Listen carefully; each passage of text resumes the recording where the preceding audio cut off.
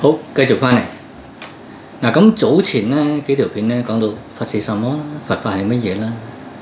佛法嘅修行到底改變咗啲乜嘢啦？咁跟住落嚟咧係講到咧佛如何去看待所有嘅眾生。OK 嗱，咁裏邊咧佛係平等嘅，佛平等係意思話係唔係一種嘅分別或者一種歧視。咁我哋咧係從唔同嘅角度去剖析呢樣嘢。嗱，從呢個究竟當中咧，一切眾生咧係皆具有呢個如來藏，係咪？而佛性咧係冇高低上下貴賤之分嘅。咁從一個究竟嘅層面去睇，從一個終極嘅角度睇嘅時候，一切嘅眾生嘅本性係平等。點解啊？因為咧各自都具足一個如來藏，具有呢個如來藏。於是乎咧，冇一個眾生被排除於覺悟成佛之外。佛同眾生咧係喺體性當中咧係無異無別嘅。喺從呢個層面去睇嘅時候，但係我哋睇翻轉頭，眾生係咪有差別啊？有所分別啊？有。而個區別喺邊度咧？只係在於我哋所講緊嘅迷與悟啦。在於呢個顯同覆啦，在於呢個先同後。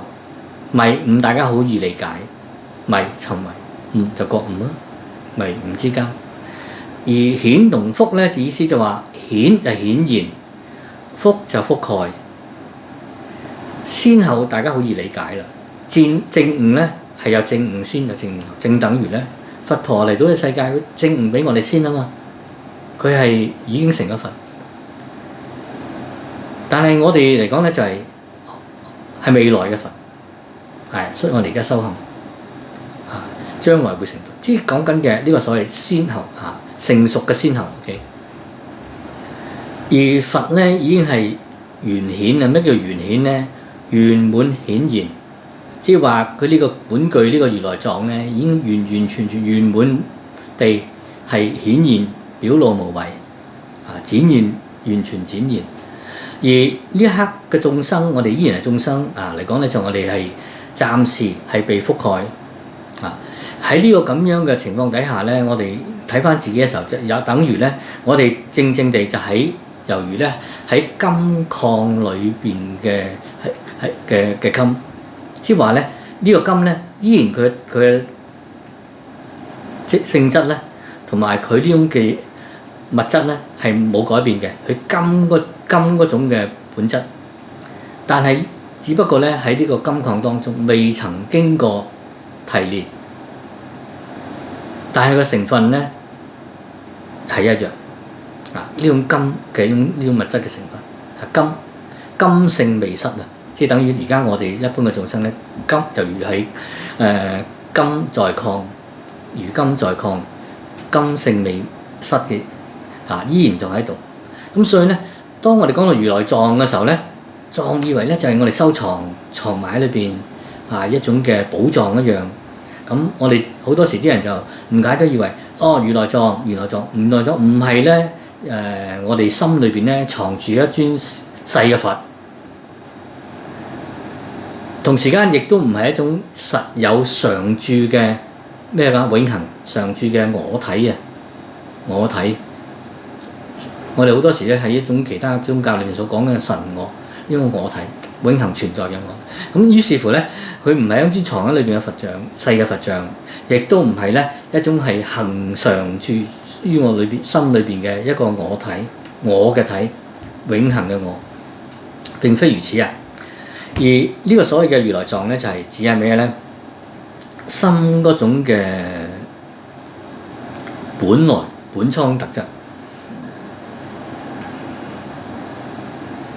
心裏邊嗰種嘅空唔明嘅覺性，呢種空明嘅覺性咧，喺我哋嘅心裏邊咧藏住喺度嘅時候咧，呢個就係成佛嘅潛能，成佛嘅可能。呢個就係法身嘅種性喺度，我哋有咁嘅種，有咁嘅種已經喺度。所以咧呢個如來藏，呢個如來藏咧，其實咧唔係需要到咧係一啲嘅好繁複嘅工程係製造佢出嚟、創造佢出嚟而得到嘅，佢本具已經有㗎啦。喺我哋當中，喺我哋嘅心裏邊已經具備咗呢種特質。同時間佢又唔係話要經過外來嘅加添一啲嘅嘢，加啲一啲嘢落去令到佢出嚟，並非如此。佢一路以嚟都喺度。而家唯一我哋需要做嘅咧，就話我哋就要將佢認出嚟，等待我哋確認咗出嚟，咁解。呢個就係我哋講緊如來藏。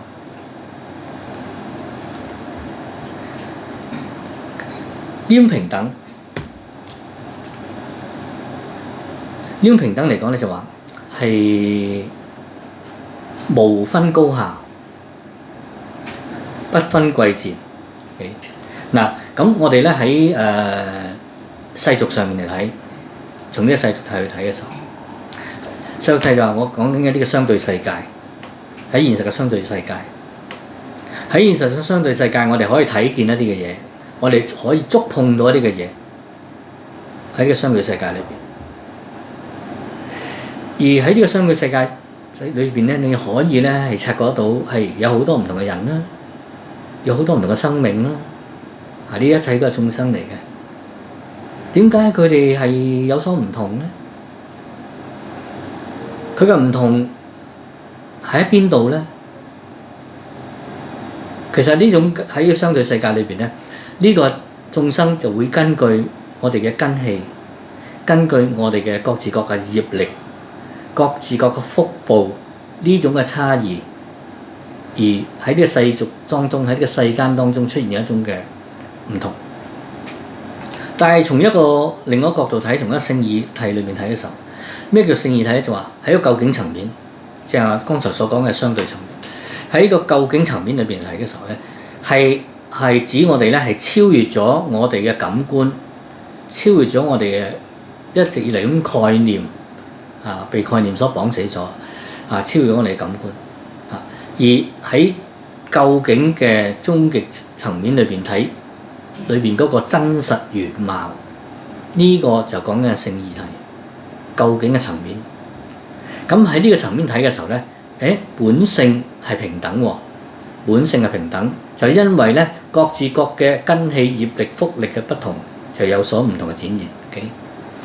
所以我哋講到呢個時候，眾生嘅平等係呢個喺呢個如來藏當中我哋其實咧係唔可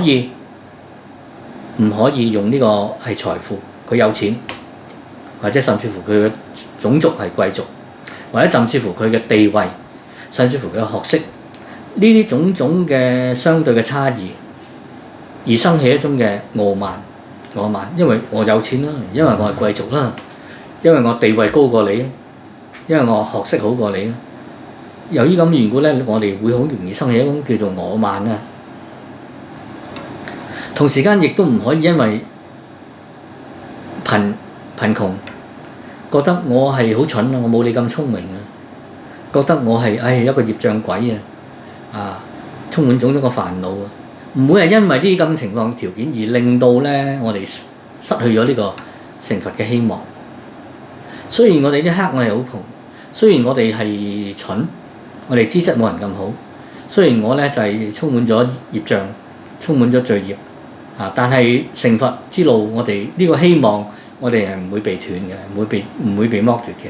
咁第日咧，他日咧，亦都可以咧係達至到證悟。達到覺悟、覺性圓滿嘅一日，係一定會有。呢個平等就講緊呢樣嘢。我哋唔會係因為啲差異有所偏出現一種咁樣矛盾。另一方面咧，就係我哋雖然今日係迷，我哋好迷茫嘅眾生，我哋充滿咗煩惱，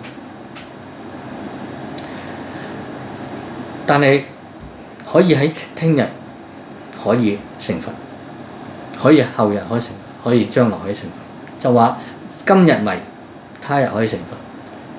雖然今日係會比人哋條件好，我嘅地位比人高，我嘅權力比人高，我哋一切比人好，但係我哋依然係活喺一個困局當中。咩困局啊？困喺一個叫我執嘅狀態底下，喺我執呢個監獄裏邊咧係受困嘅。雖然我地位好高，我哋富甲一方，富可敵國，我哋權勢好高，但係我哋依然咧困喺一個叫我執嘅牢獄當中嘅。咁所以咧，我哋講平等嘅時候咧，我哋好多時聽到啦，平等聖智就萬摧伏啊嘛，嚟自於呢個所謂嘅，當傲慢心被調伏嘅時候，當我哋嘅傲慢心被調伏嘅時候，呢個就係五佛智慧當中嘅平等聖智嗰種嘅展現正如咧，我哋今日整個世界，整個相對嘅世界，我哋會因為種族、因為宗教、因為國籍因為階級、因為財富，而彼此之間咧係劃分喺唔同嘅組別當中。我哋呢個今日呢啲相對世界係咁，但係佛就話俾我哋聽啦。我哋從一個究竟嘅層面去睇嘅時候，冇任何一個生命會失去成佛嘅可能。呢個咧就係我哋所講緊嘅佛教裏邊最深刻嘅一種叫做平等觀。